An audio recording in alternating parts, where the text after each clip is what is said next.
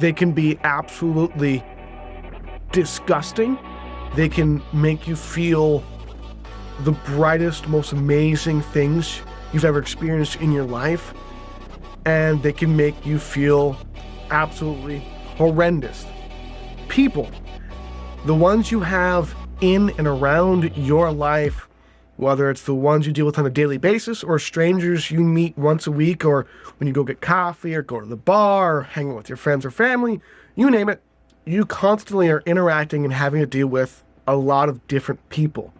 And your relationship with them and how you manage that and how you understand them and why and how they are the way they are, among many other factors, dictates for most people the vast majority of your happiness, your sadness, and your life.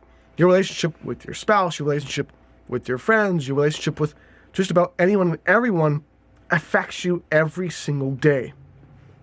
And today, I'm going to walk you through a variety of things that are important to understand deeply with people and to take action on.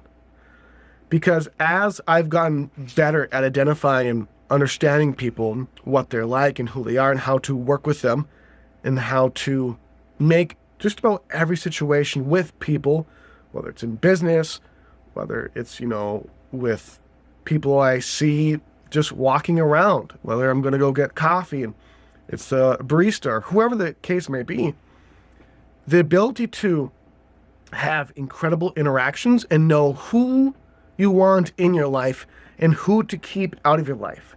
And those people that are going to be in your life forever that you have to just make things work with, how you manage those relationships. And I'm going to go through all these different things because it is so impactful. And the first thing I want to walk through is helping you understand people. And understanding that most people have a facade. They have a mask they wear in public and in private. In fact, from my experience, a lot of people even have a mask they keep in front of their friends even. And that's because everyone, including myself, has their own ego. They have their own way they feel and think and want to be perceived. They have so many other things going on in their life that they're trying to balance and think about and subconsciously and consciously arrange and present and not present. It's very complicated. People are very complicated, as you know. And what I want to help you do, and what's super important to do in life, is to, when you meet someone or even think about people you know and interact with regularly, you have to see through their facade and their mask to see and understand who they are deeply as a real person.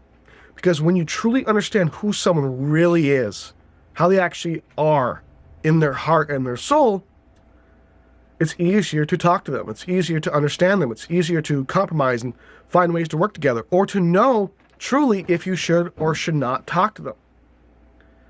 Because people often are what you call bullshitters with this facade. They tell you one thing often and they do the exact opposite. Or they tell you, yeah, I would love to talk about this business deal or partnership, or I would love to talk to you or go on a date with you, or, you could come up with any variance of what people tell you and say to you. Yeah, I'll make sure I take care of that. Don't worry, I got you. And we confuse words with actions. We confuse words with sincerity. Well, it's texting, calling, messaging people. Often people tell us things and we just take it for, okay, you're saying this and this is true. But the first thing I want to go through is how to know what people say is true, meaning how to know and see through the facade of every single thing every single person ever tells you ever. Because people actually have a very hard time not being themselves, not actually showing you exactly how they feel. And I'll walk through how that's represented in their speech, in the way they text, the way they talk, the way you name it.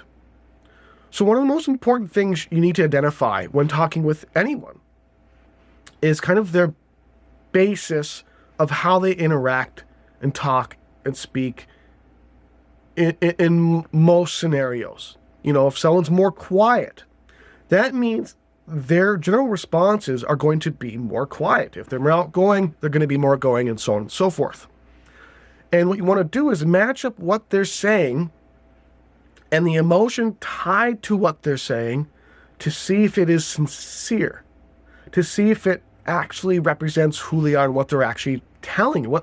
Do they actually mean what they're telling you based upon the emotion and effort put behind what they're saying? That is how you truly tell if someone is going to actually help you out with a project, if they're going to be able to be easy to work with.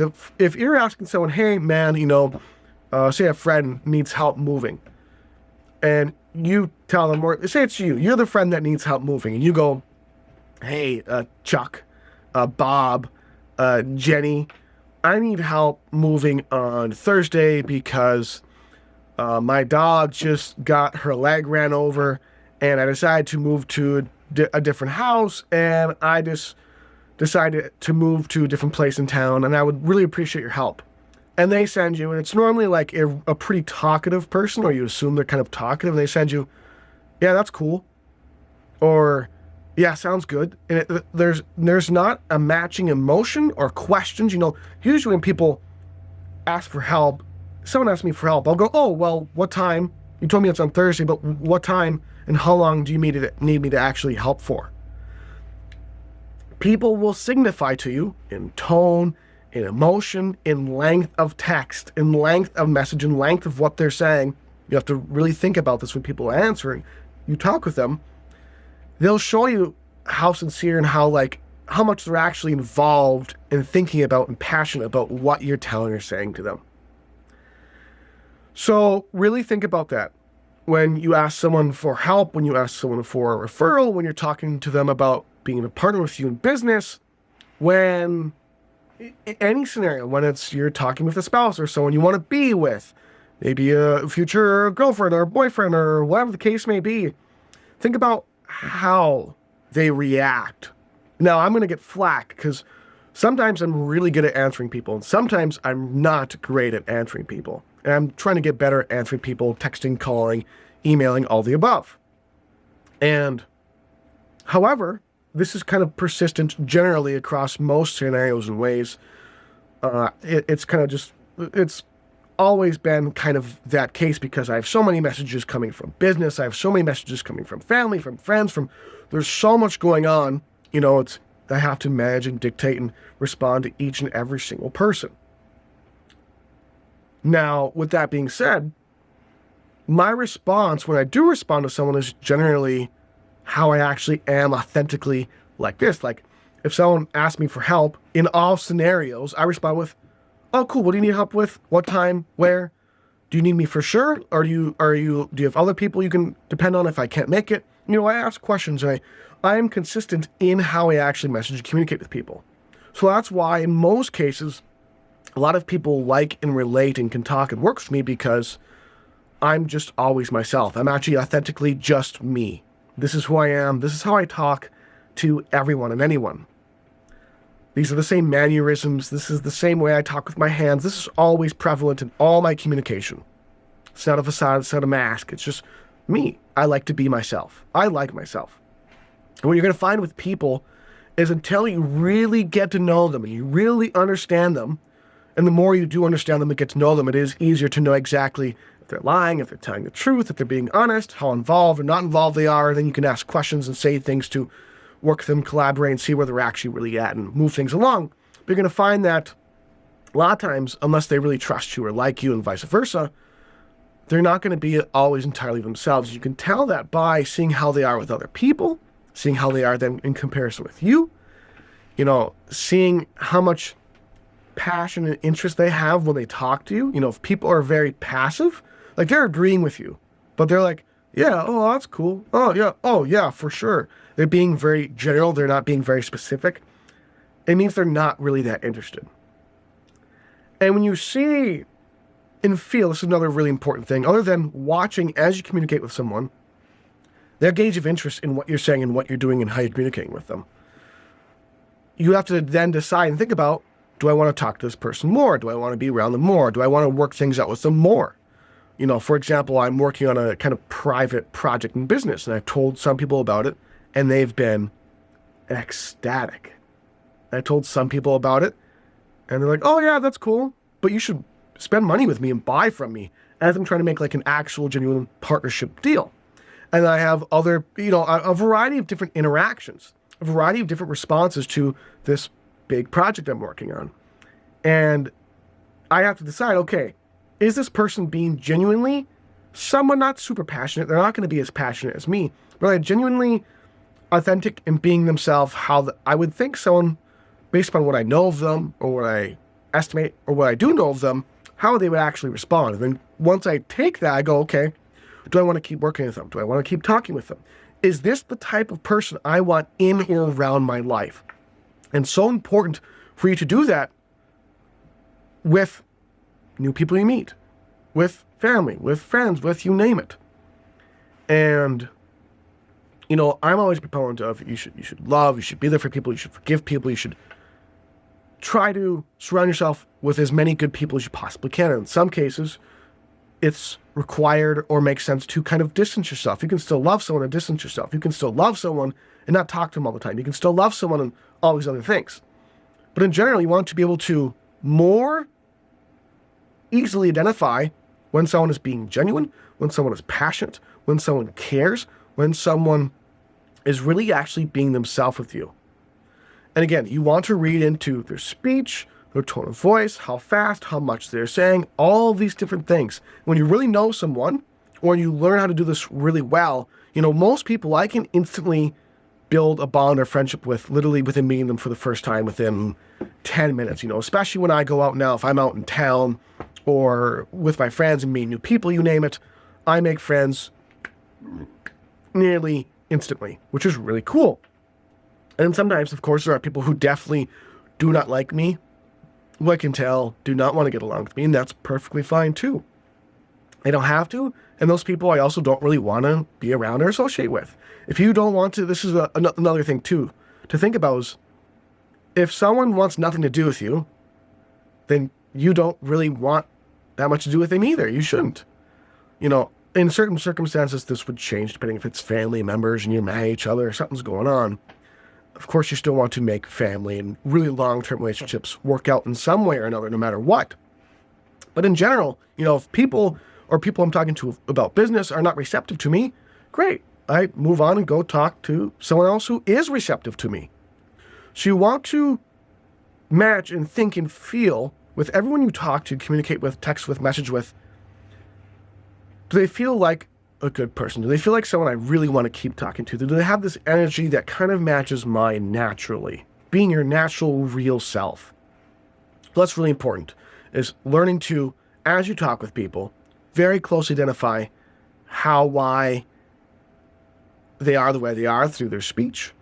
There's a lot more to go into that involves that when people are talking to you and the things they talk about, how they talk about those things.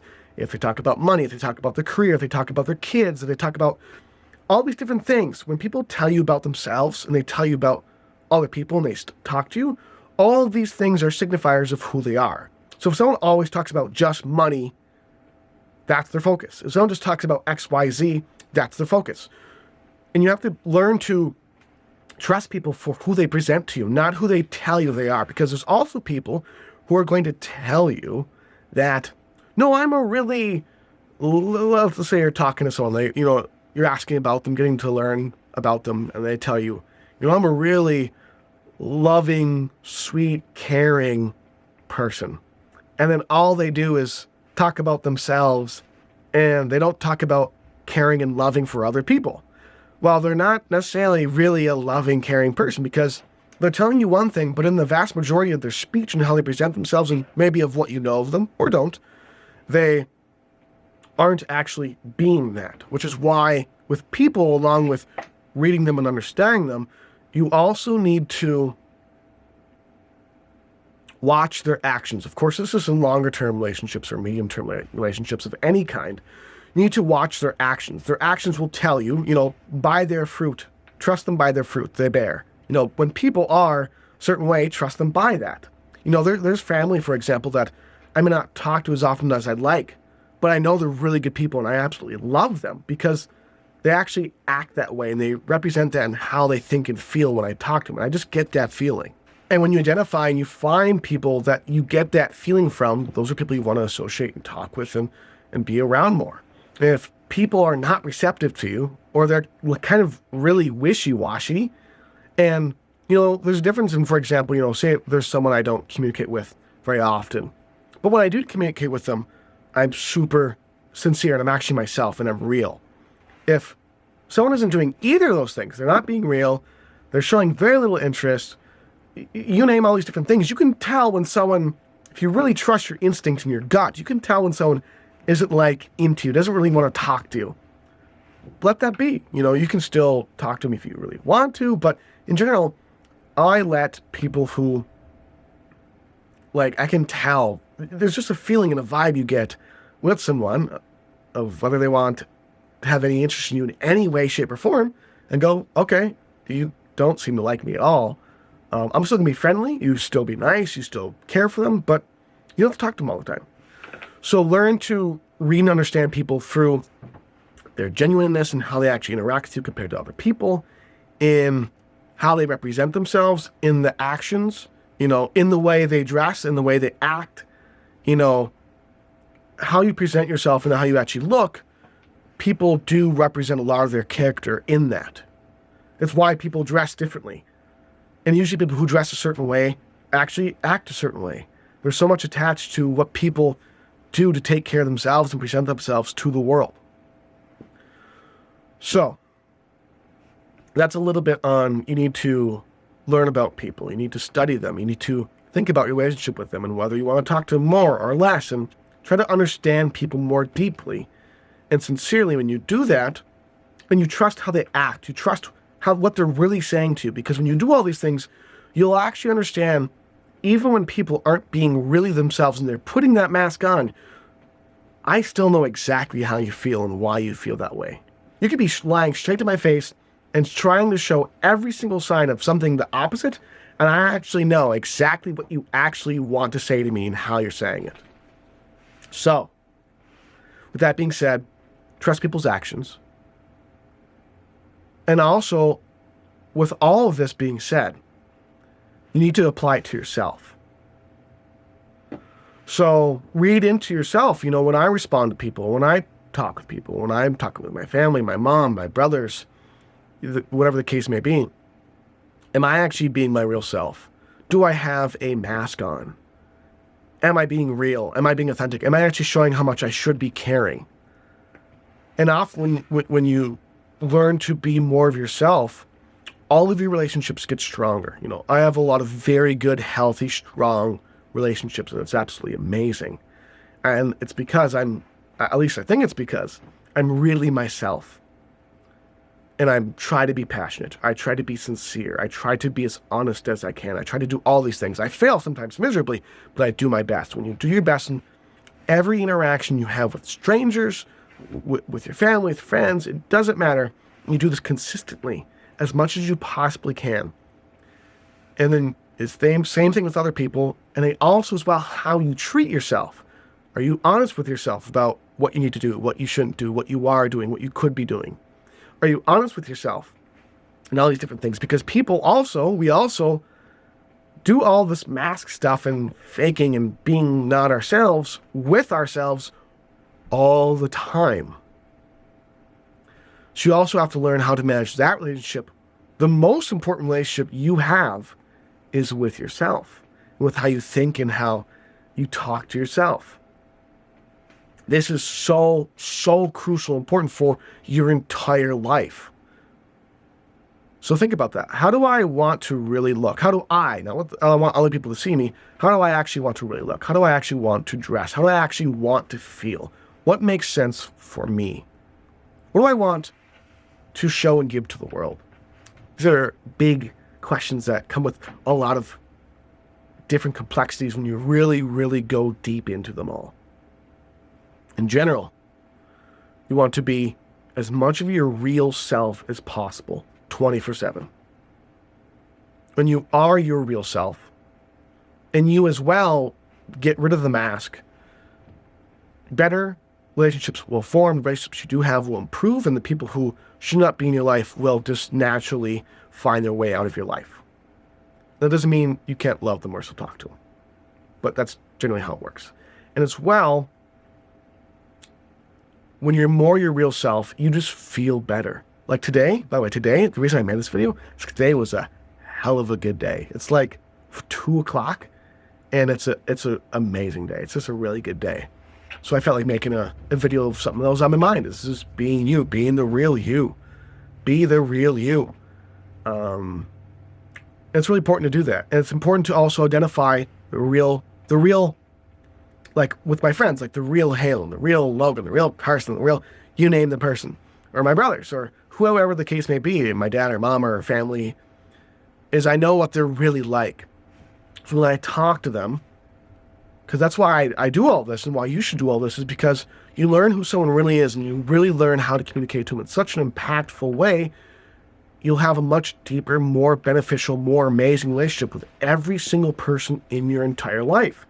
And as we've talked through, relationships and people are debatably, I think, the most important thing you have in your entire life is the people around you, and how you treat them, and how they treat you, and how you speak to them, and how they speak to you, and managing and working in those relationships. And this is especially important in business. You know, I've worked with a variety of different types of people, and dozens or hundreds of different businesses, from people who sell saunas to people who sell tires to people who sell supplements to you name it. And the most beneficial, most amazing, incredible partnerships, and this is relationships of all kinds, are when the ego is dropped, when I'm being myself, when the other person is being themselves. Communication is just working with each other works so much easier and so much more pleasant.